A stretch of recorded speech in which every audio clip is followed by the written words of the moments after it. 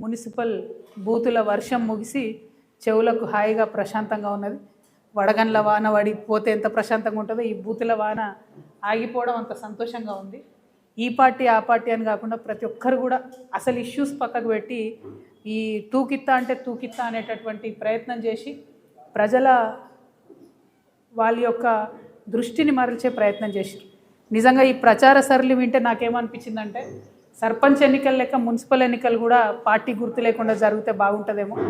ఎందుకంటే బీజేపీ జాతీయ అధ్యక్షుడు వచ్చిండు మహబూబ్నగర్కి ప్రచారానికి, కానీ ఇప్పటికి కూడా మహబూబ్ నగర్లో 2 నుంచి 3 రోజులకు ఒకసారి కూడా మంచినీళ్ళు రానటువంటి పరిస్థితి ఉన్నది. కానీ ముఖ్యమంత్రి గారు ఆ విషయం మాట్లాడలేదు, బీజేపీ జాతీయ అధ్యక్షుడు గారు ఆ విషయం మాట్లాడలేదు. మహబూబ్ నగర్లో ఒక 30 ఏళ్ళ కిందనే 3 సిటీ బస్సులు తిరిగేటి, ఊరంతా తిరిగేది, పొద్దంతా తిరిగేది, ఆటోలకు ఇబ్బంది లేకుండా మంచిగా ప్రజలు బస్సు ఎక్కి పబ్లిక్ ట్రాన్స్పోర్ట్ వాడుకునే పరిస్థితి ఉండే. ముఖ్యమంత్రి గారు ఆ విషయం ఎప్పుడు మాట్లాడారు.